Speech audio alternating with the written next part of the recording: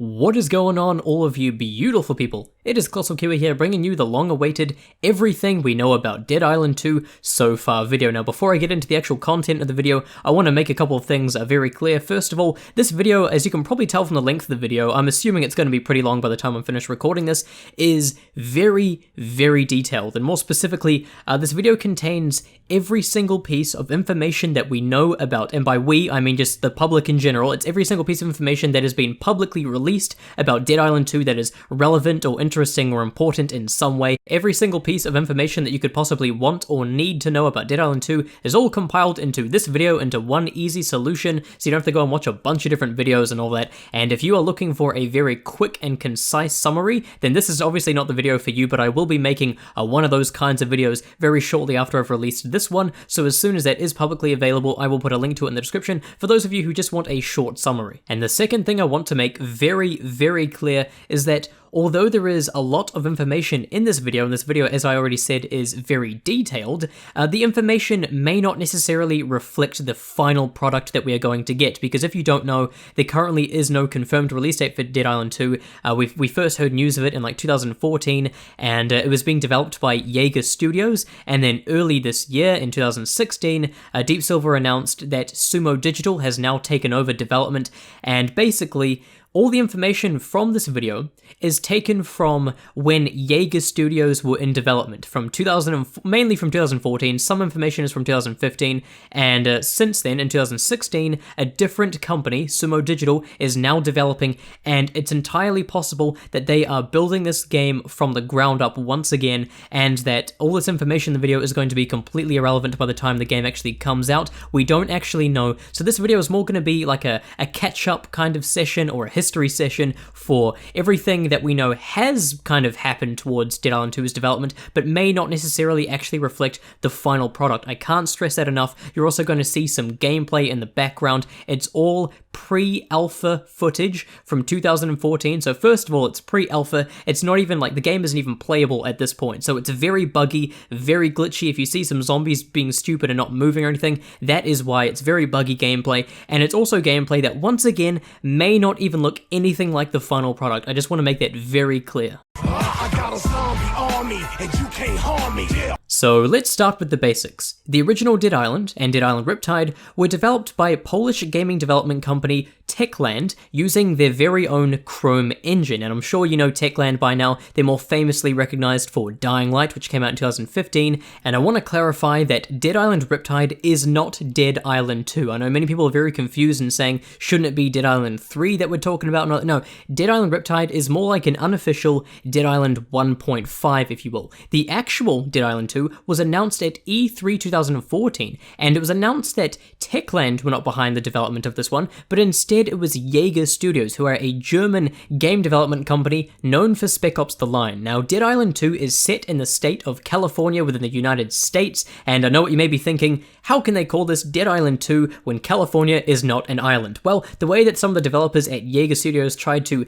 justify this whole situation is that California has been quarantined. It has been completely shut off and isolated from the rest of the world, and therefore it's kind of like an island. It's not really a physical island, but more a metaphorical island that is now isolated and on its own, and, well, you may not really like that explanation, but I personally don't really care. After all, the title is just a title, and I think California has the potential to be a really fun setting for this game. I should also mention that when Yager Studios were in charge of Dead Island 2's development, they were building this game by using Unreal Engine 4, as opposed to what Techland used for the original games, which was the Chrome engine which Techland themselves actually built. Now, obviously, we don't know what Sumo Digital are going to be using when they push out this game, if they're going to be sticking with the Unreal Engine 4 that Yager was using, or if they're going to move to something else, but I thought this was something worth mentioning. So just like the original games, Dead Island 2 features 4 playable characters, all of which are completely immune to the virus. Now, the first character we're going to be taking a look at is Danny, and her role is known as the Speeder, and her occupation before the zombie outbreak was that she was a stunt woman, and her preferred weapons seem to be sharp weapons and light weapons like machetes, so she's kind of like the Shin Mei of this particular game. And one of her special abilities, her Fury ability, seems to be that you can charge or almost kind of teleport, like up to a zombie, and then stab them through the head, like execute them. It's a one-shot kill, as you can see right here, and it seems pretty damn effective. Now, the next character we're going to be taking a look at is Ryan, and his role is the Berserker, and his occupation before the whole zombie outbreak was that he was a volunteer firefighter, and he seems to prefer weapons that are heavy or blunt, or maybe even both, as he's often seen wielding a sledgehammer, and his fury ability that we have seen so far is that he can kick a zombie and send them flying really far, and if you kick them into zombies, apparently it'll knock those zombies over as well, and he has like an attack where he can launch zombies up into the air as well, so he's really good with heavy weapons.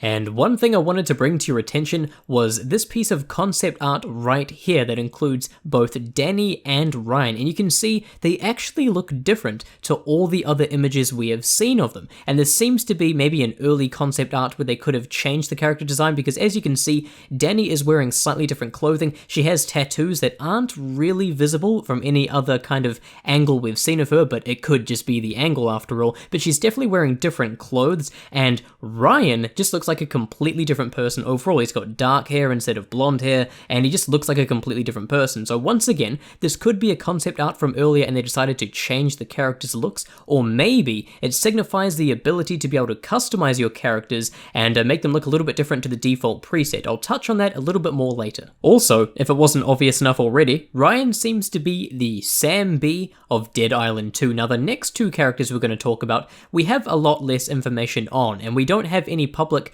footage of anyone playing as these characters. We don't even have footage of these characters in the actual game. All we've seen is stuff from like just concept art and images that have been released for like marketing and things like that. So we don't have any actual footage of how these characters play, but we do have some information about the characters themselves. So Ashley is a lovely lady from Texas who plays the role of the Huntress, and her occupation before the zombie outbreak is that she was a teacher and also a bit of a party girl, and her preferred weapons seem to be firearms and ranged weapons like the crossbow. Apparently she's pretty good with a shotgun and a rifle as well, so she is your ranged character, killing enemies off and dealing large damage from a distance, so she's kind of your Perna of Dead Island 2, if you will. The final playable character is John. Now, John plays the role of the Bishop, and his occupation prior to the zombie outbreak was that he was a preacher or maybe even a priest of some kind, and he's often seen holding a Molotov cocktail, so that leads you to believe maybe he's really good with explosives. However, all of the developers seem to kind of describe his playstyle as the support character. He is there to deal area of effect damage with, once again, like Molotovs, you throw them, it damages everything in that area, and since he's a support role, he seems to have an ability to heal other players rather than just using a regular medkit, so he seems to be more support focused. It's interesting because the only original Dead Island character we have left to compare to the current characters in Dead Island 2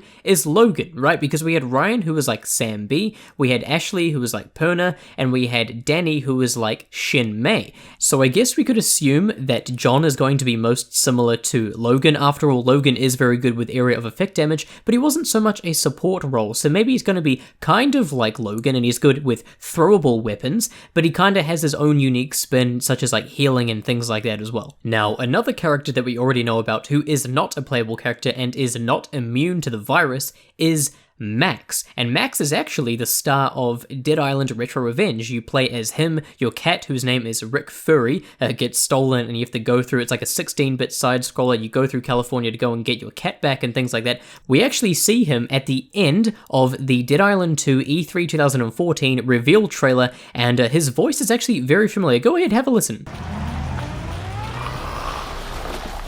Hold on! Seriously, bro? Sweet! Come on, dude, time to split. Freaking awesome! Let's go! Dude, chill. I got this. So as you can hear, Max sounds so crazily similar to Jack Black, and that led a lot of people, including myself back in 2014, to speculate maybe Jack Black is actually voicing Max in the actual game itself, but that is simply not the case. Jack Black himself confirmed in a Reddit AMA, if you'd like to take a quick read. Basically, he does not voice act, he has no affiliation with Dead Island 2, and it is actually Mick Wingert, who was the voice actor for Kung Fu Panda, the TV series, who was like a Jack Black kind of impersonator, I guess you could say. I'm sure he's done other brilliant things as well, but this is is what he's known for, and yeah, so he's a Jack Black impersonator. It's still pretty cool though, because if they do keep these characters in the final product, and they do keep Mick Wingert as the voice actor for Max, you can just pretend it's actually Jack Black and have him talking to you and all that, because after all, the next point I have is that Max is actually, he plays a pretty important role. Once again, he's not a playable character, but he's kind of, he's like the Cinemoy of this game almost. He gives you quests, he tells you what's going on, you talk to him. I think he's kind of in charge of transportation in some way as well, so he's definitely a main character NPC. He's very important, very integral to the story,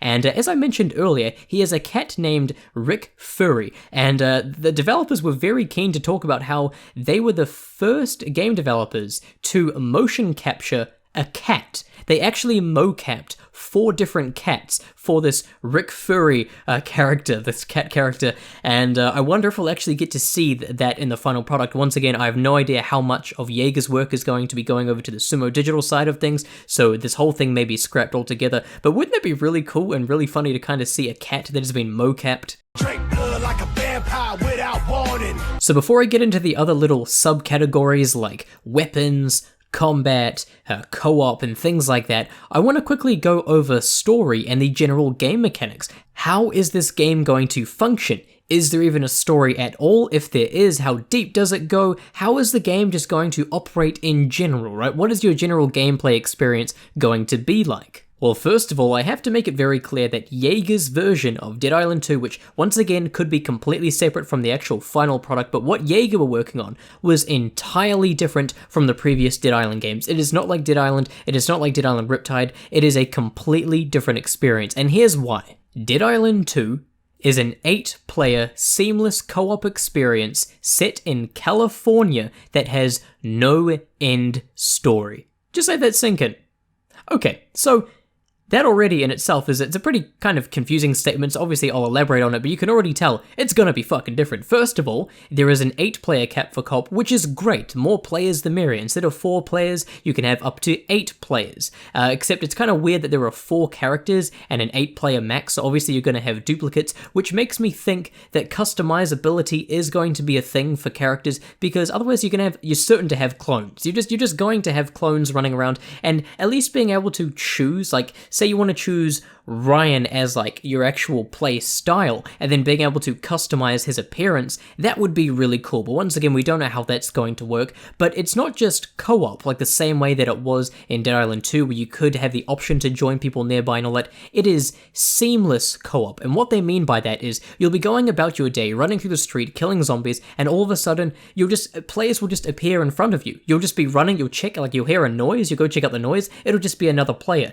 Instead of having to go through a server and choosing to join a session or anything, people are just going to join your session, and you're going to join other people's sessions automatically. And if you want to, you can play solo, but it sounds like, like the first Dead Island and Riptide weren't super enjoyable solo. They were much better as co-op, and it sounds like this game in particular, if it does turn out to be the way that Yager would making things happen, it would be pretty crappy solo. So you want to play co-op, and you're just going to have people in your world just appearing and disappearing, and what Yager kept saying was that they were essentially creating the world's smallest MMO, which if you don't know what an MMO is, it's like World of Warcraft. You have heaps of players just running around the world, and you can join up with them and do quests and things. Obviously, it would be on a much smaller scale because it would be an 8-player max, but yeah, essentially you're going to be running around, you'll encounter some players. As you distance yourself from those players, you'll kind of drop out from that session automatically. There's no pausing or loading or anything, and then you may load up like kind of another session with other people,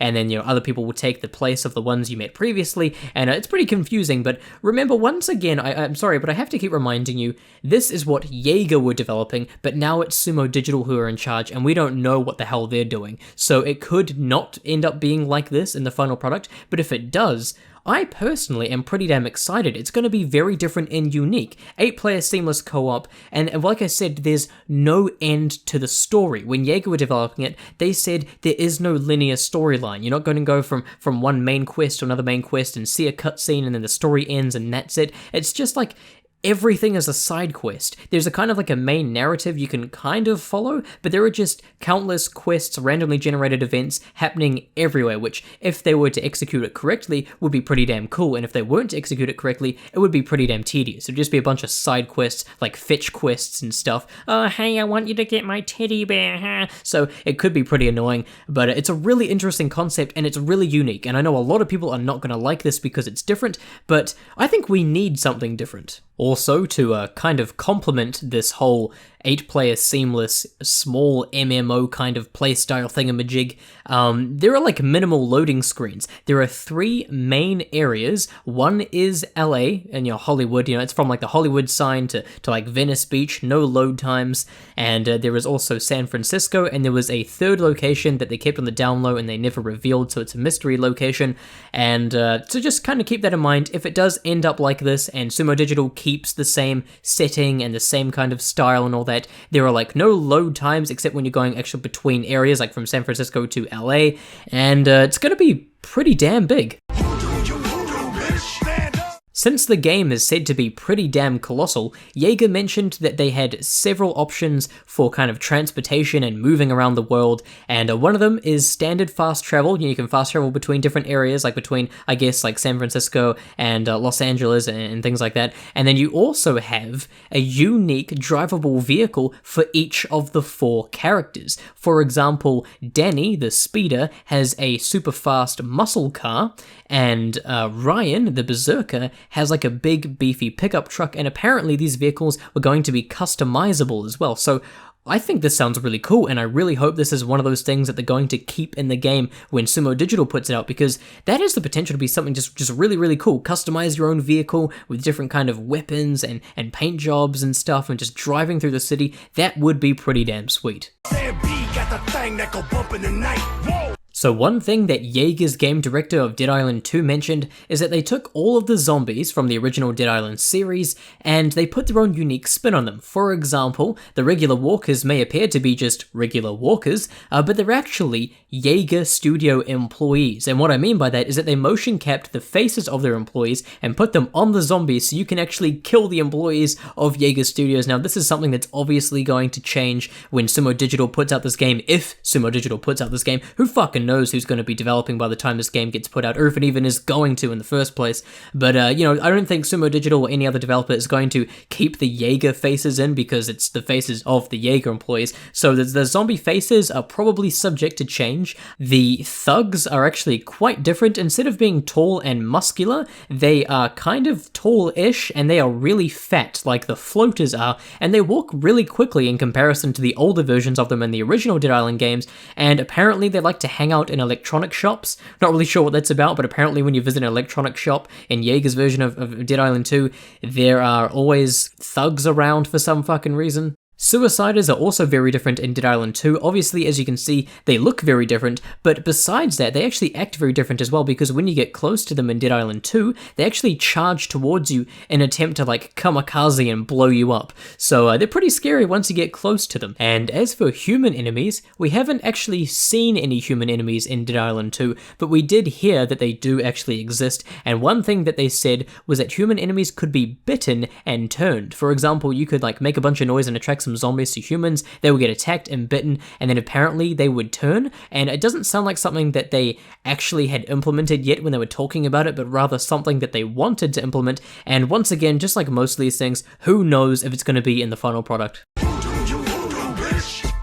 So the combat and the weapons are pretty damn integral to this game. In fact, they're probably the main focus of Dead Island 2. So each character has a weak attack and a strong attack. In other words, they have a quick attack and a slow/charge attack, which is separate from their special abilities, like for instance, their fury or their rage moves, where you can do the special move where you stab them in the head as the speeder and things like that. And you can craft crazy weapons. Obviously, one of them is, for example, the home strike, which is a baseball bat with a bowling ball on the end of it that's like chained around, and it can launch enemies into the air, leaving a trail of blood. Apparently, there was going to be a Fiesta launcher, which is a potato gun that shoots out something random each time. It could be confetti, it could be a trap or a bomb, it could be a teddy bear, and they also have, I believe it's called the grinder, which is like a lawnmower with like a ceiling fan or some kind of like a motorboat's like blade grenades on it or something. And by the way, there was like a pre-order pack for Dead Island 2. You could get like a golden version of the katana,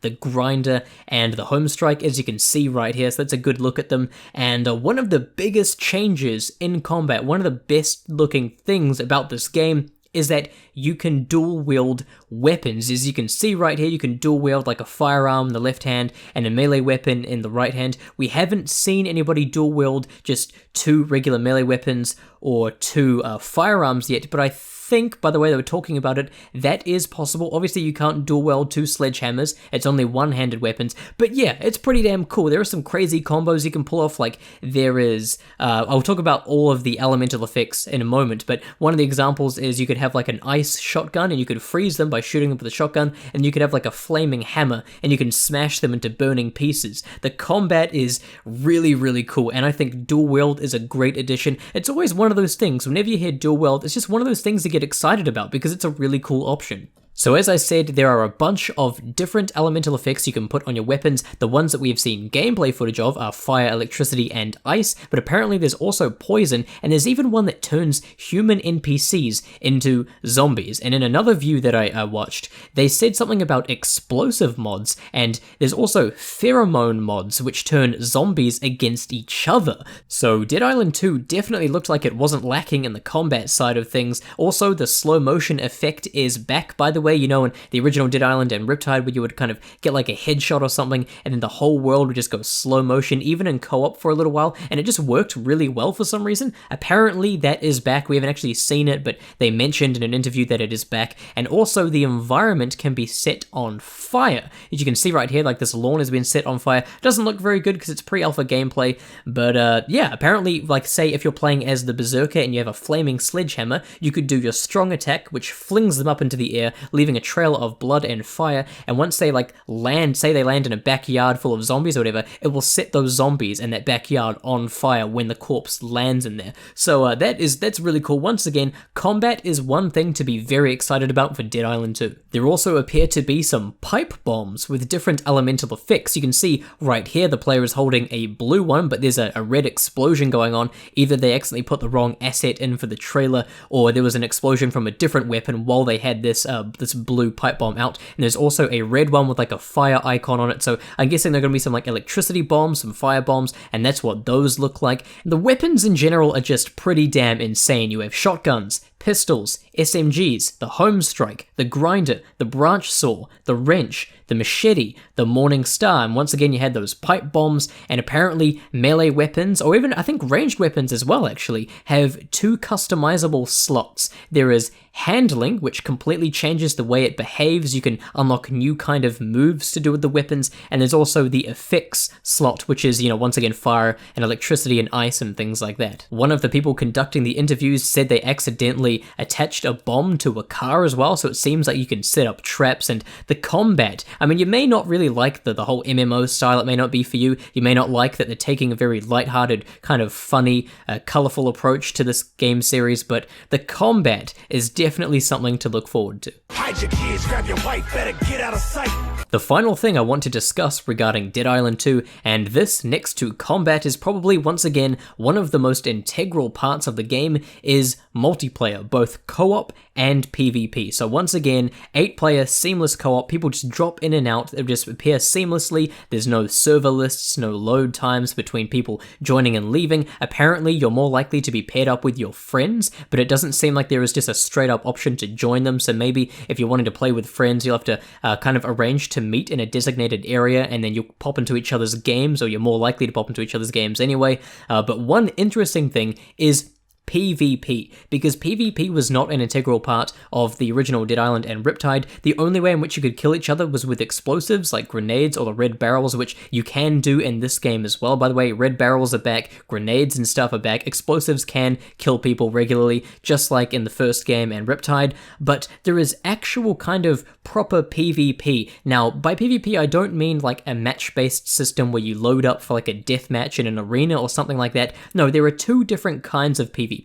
So the first kind is that every so often a military helicopter will crash down in a random part of the city, and that helicopter, since it is a military helicopter once again, contains some really good treasure. However, if you want to go and get that treasure, you have to enter a PvP zone, because the entire helicopter crash site becomes a PvP zone, and you get a little warning when you run into it. We haven't seen gameplay, but they've described it several times, so the entire helicopter crash site is PvP, and that's optional.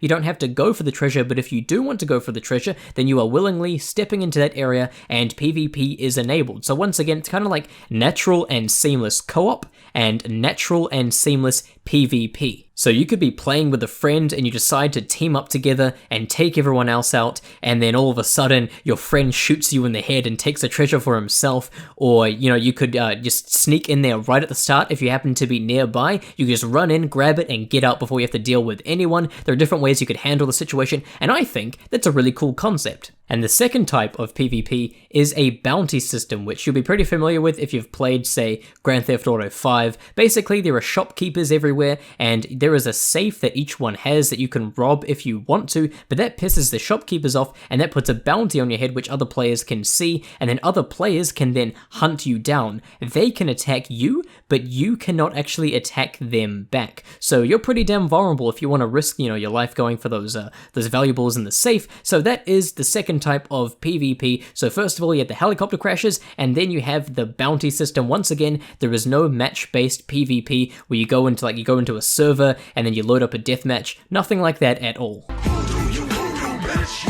We had all this news from Yager Studios in 2014, but what's happening in 2016? Well, we know that Sumo Digital have taken over development, but besides that, no additional information has been publicly released by Deep Silver or Sumo Digital regarding this game. We don't know how far into development the game is, we don't know if Sumo Digital are completely restarting from scratch and creating an entirely different game, we don't know what aspects from 2014 footage are going to be present in the final product, and we don't have an official release date.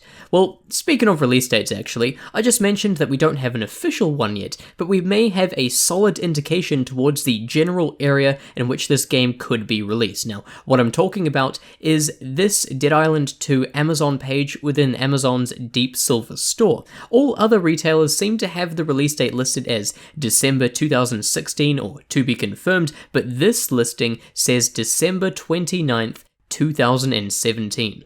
So it's quite obvious that this is also a placeholder date, or at least it most likely is, but it seems more accurate because December 2016, that's not going to happen. This game, there is no way it's coming out this year, but December 2017 seems a lot more plausible. My personal guess, and this once again is just a guess, is that we will be getting Dead Island 2 either very, very late 2017, just like, December 29, 2017, for example, or within the first 4 months of 2018. I think that's the general area that we can expect this game to release, but who knows? Even if we get an official release date, they could just kick it back another 2 years. I honestly don't think that would surprise anyone, but anyway, the last thing that I wanted to talk about is that on July 12th, 2016, Tobuscus uploaded a literal trailer for Dead Island 2, which is odd because the trailer was originally revealed on June 9th, 2014. So why would he create and upload this video over 2 years since the original trailer's release?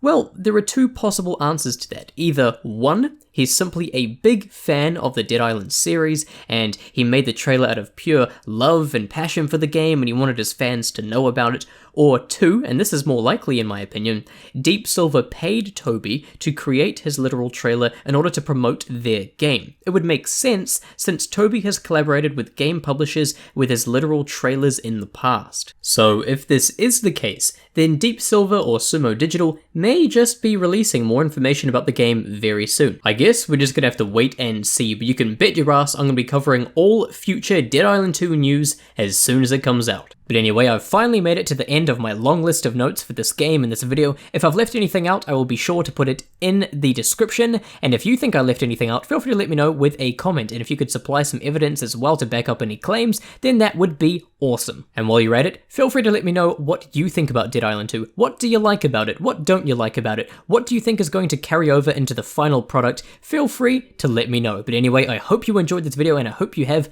a wonderful day. Bye-bye.